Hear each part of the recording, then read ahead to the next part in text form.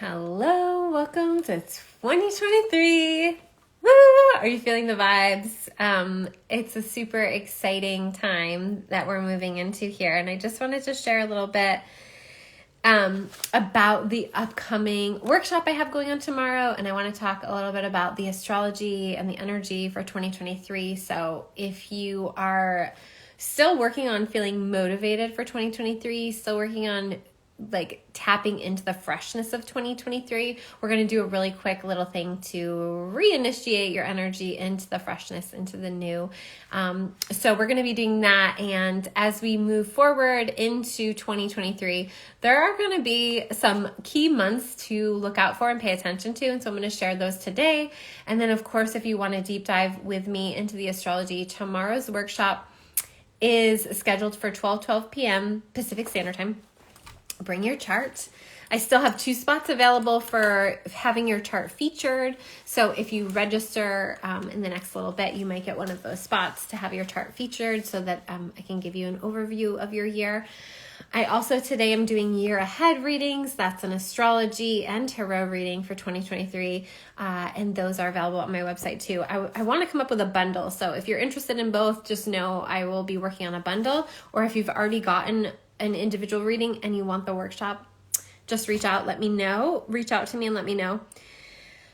Okay, so how do we come into this new year with freshness after everything that we've been through in 2022? One of the biggest things I think that's most important to do is to reset the energy and really hopefully you allowed for some type of release in the last few days of 2022. And now as we are in 2023, how do we then welcome in more fresh energy? How do we clear away any of the debris, any of the cobwebs energetically from our field? Well, one of the best ways that I learned to do this is to really imagine below your feet, you have all of these roots touching into different points deep in the earth. And to imagine just clipping all of those and resetting all of those roots so that you're resetting the energy into fresh, fertile energy. Now, one of the things that I know for many of the people listening to this, for anyone that's been following me or been in community with me, I know because I've been hearing about your stories, I've been hearing about your journey, and I've been sharing my journey, and that 2022 was full of amazing, beautiful things and lots of challenges, lots of unexpected turns of events that were some of them hard to shake and hard to let go of.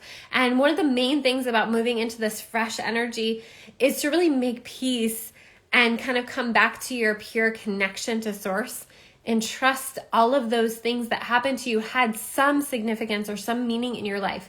Even if they weren't what you would choose, even if they seemed from a judgment perspective that you want to categorize them as good or bad or negative or positive, regardless, they shaped you. And what I believe that we're doing as we come into 2023, or we have the potential to do if you choose to do it, is to use all of those experiences into this new year with new fresh energy, as gained wisdom, as gained insight, as fertile lands for you to tap into to grow new things. Now, I know that in December, I was tested a lot and I'm still energetically kind of playing catch up for the things that came up at the end of the year to make me kind of slow my roll and deal and look at some things. So I know that it's easier to say that than it is to do that. And I was getting that message.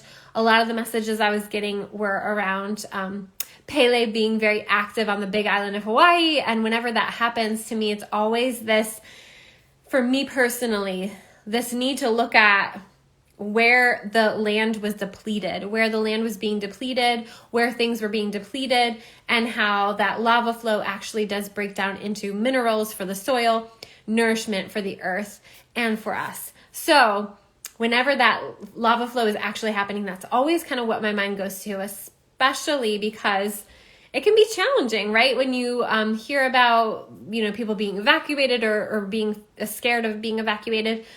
But I always remember that, and just as likely, or just as much, I think about that in Oregon, where we've had a lot of fires the last few years. So all that being said, it's easier, like in hindsight, to look at those things than to really, when you're in it, we have a stress response. We have to kind of cope with the things that are coming up, and it's not easy, and we can't always see the bigger picture, and we can't always go to the positive, and we're not supposed to. That's, that spiritual bypassing is just like jumping to the positive before letting yourself feel. So we have to make space for ourselves to feel. So if you aren't ready, if you're likely, many of you aren't really ready for this new energy of 2023 because you're still holding on to a lot of the things from the past year.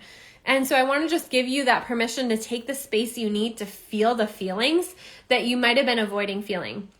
One of the things that I know about 2023 is that we're going to see more people in their feelings. We're going to see more people coping and dealing and actually getting to their feelings that maybe we're avoiding that, or we're able to go on autopilot up until this point. And so as 2023 comes and we will start to see more and more people feeling big feelings, moving things through, it's going to provide more space and more of a pathway forward for you.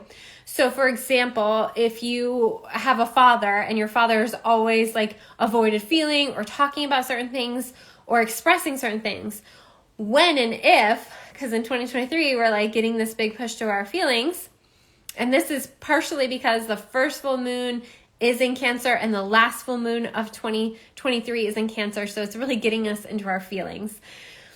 So if your father, all of a sudden starts talking about his feelings and apologizing or taking responsibility for past mistakes or things like this, we don't want to have to depend on that in our life for others to apologize or for others to give us some permission to feel a certain way. We always want to be able to access that ourselves. And I just had a post about this. It's about money, sex, and power. And our power is never dependent on others. We think that, and that's what keeps us away from our power, is when we think that. We think that it depends on how much money we have in our bank account. It depends how much relational power we have, which we could say is sex, but we know it's not just that. We know it's community. We know it's all these things. Those things are great and wonderful, added to our personal power. But we would never want to depend on those things to define us, because if we do, we're always going to be subject to and susceptible to peer pressure, making decisions to appease others, all of those things. And I really loved the new Knives Out movie, like so many great examples of this in that movie. So that being said, we don't want to depend on those things. But let's just say you have a father and your father is all of a sudden apologizing, releasing, like telling you how he feels, maybe even shedding a tear or two. And what this does is it does open up ways forward for you. Now, again, we don't want to be dependent on that, but that is inevitably going to be happening more in 2023. You'll likely hear of people either apologizing to you or opening their heart to you, sharing something with you, asking for forgiveness from you. And again, you don't want to depend on those things. Like, I know most of my people are already dead. Like, I'm not getting that in the 3D. But if you do get that in the 3D, it does do something in terms of allowing for new pathways and new resources to come in. So we don't want to be dependent on that, but I just want to say that will be happening more in 2023, and it does have an impact. When a father takes responsibility for their actions, their mistakes, those types of things, when a mother does that, when a sister does that, when a brother does that, when whoever in your sphere does that, it does ripple out. And this is through, our energy together, our shared energy together. And when it has to do with parent-child or, adult children getting that clarity and that peace from their parents, it does go so far for that adult child. So just remembering that as you're moving forward, to just stay open to, those apologies coming in, maybe your opportunity to give some of those apologies and to open that pathway for others, because it does have an impact. So in 2023, I see a lot more of that happening. We are going to have some peak months. So I want to talk about the peak intensity months. Those are going to be March, May, July, and October. It doesn't mean that things aren't going to be happening in other months. It means that those are collectively the biggest peak months. And there's a lot shifting in, what month is that? March. So really in these first few months, it really is important, as I'm saying, to release the past, come into the present, nourish your body, reach and get new roots grounded in, anchored into present time that are full of nourishment for you for what's to come. Because the peak months are going to be very busy months, and they're going to be very requiring a lot of us to not only move ourselves forward, but move the collective forward. So those are March, May, and July and October, okay? Now, the things that I want to just touch on, and then I'm going to go way more in depth into the astrology in tomorrow's workshop. So if you're not already registered for that, I will be sharing the link here, and you can get in that workshop with me. But the things I wanted to be sharing that are the biggest are Jupiter moving into Taurus in May, Saturn moving into Pisces in March, and Pluto moving into Aquarius for a short period of time before it goes retrograde from, where is that? March 23rd. March 23rd to June 11th. So that's the time period that Pluto's in Aquarius for the year. And then coming into 2024, we will have the permanent stay of Pluto in Aquarius. And this is really big shift. Now we've had Pluto in, so if you've noticed me like not on my game as much, I have been experiencing some brain fog. Hi, Meredith. Hi, Kirk.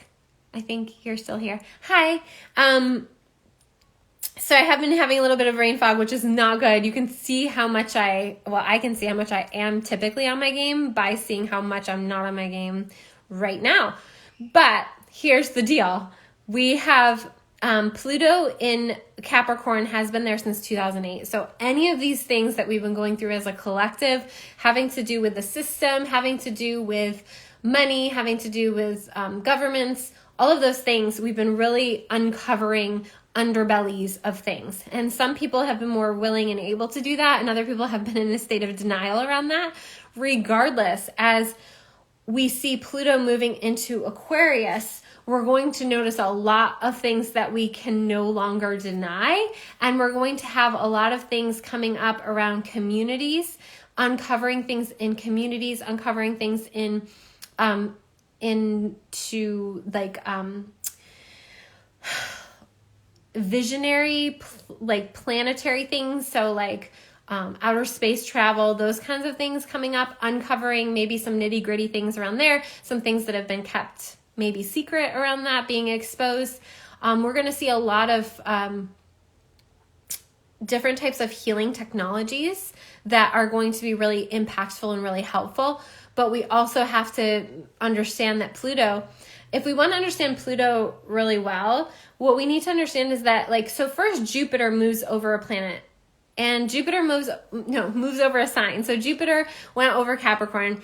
It expands kind of the power of the government, Capricorn, the power of like that kind of patriarchal energy. It expands it. Then Saturn comes over and it restricts it. It creates boundaries and restrictions around it. And then we have Pluto go over it, and it uncovers all the things that aren't working about it so that it can get fixed. And the same thing has been happening with Aquarius. So first Jupiter went over it. Now Jupiter's out. Jupiter's into Aries already.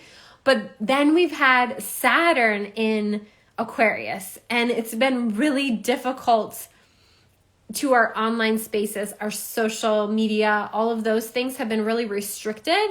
And then we'll have Pluto uncovering some of those things. Likely we'll have some lawsuits coming in, some legality things coming in to hopefully show areas where it was out of balance with the natural laws of things. So that all being said, I just wanted to show you kind of like they all work together, and they're working in this pattern to have us really collectively as a society making things work better. And so thankfully in March, we'll be having Saturn move into Pisces, which is a much better place for Saturn to be. We've had Saturn in Saturn ruled signs now for almost maybe 7 years, depending on some of that being retrograded out. But yeah, it's been intense. We've been under, if you can't tell, we've been through some intense things. And that's why I say make the space to feel the things, make the space to process the things, because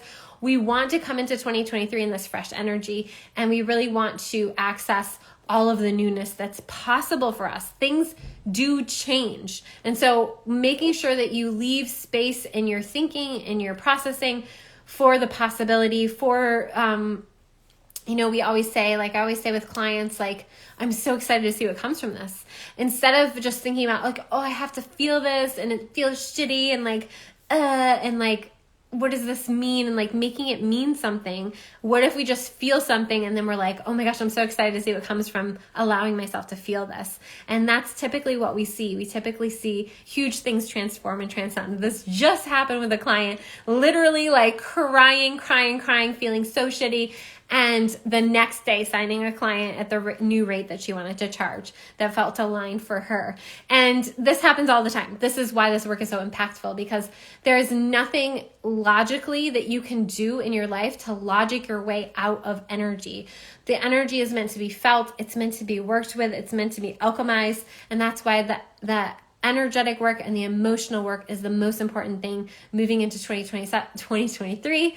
2023 is 7 in numerology. 7 in numerology has to do with this alchemy energy. It has to do with really tapping into our wisdom and our resources. So that's really what's happening. And we also have in 2023 really this the start of the year with Mercury retrograde, which has to do in Capricorn, where it's at. It has to do with tapping into our inner mystic. It's like Capricorn is a really interesting energy, right? And so when I say like it has to do with government and systems, that's like on a collective level, but internally, we've all internalized the system. We've all internalized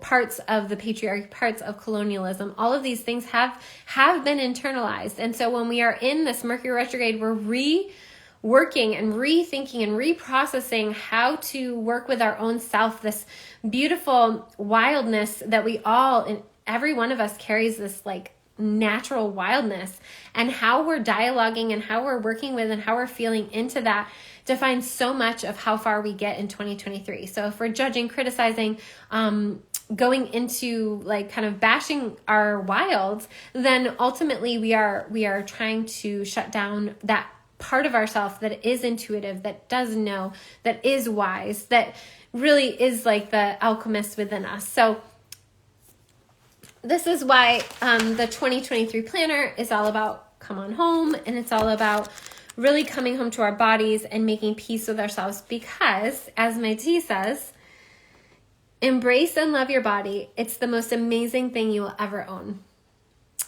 Unknown. So yeah, so that's the planner. I do have digital versions of the planner available on my website still. And if you register for tomorrow's workshop, you get a copy of that. So I will share that link with you in the comments. If you have any questions about the astrology of 2023, please share those in the comments as well. I hope you have a beautiful start to your year. Make space to forgive, move forward, release, let go. And as we come into this full moon energy, which I'll be talking about in my next live video, it's really important to feel the feelings, be with what's coming into illumination, so that you can really step forward into this new year with a freshness and possibility and hope. Take good care of yourselves. Okay, bye-bye.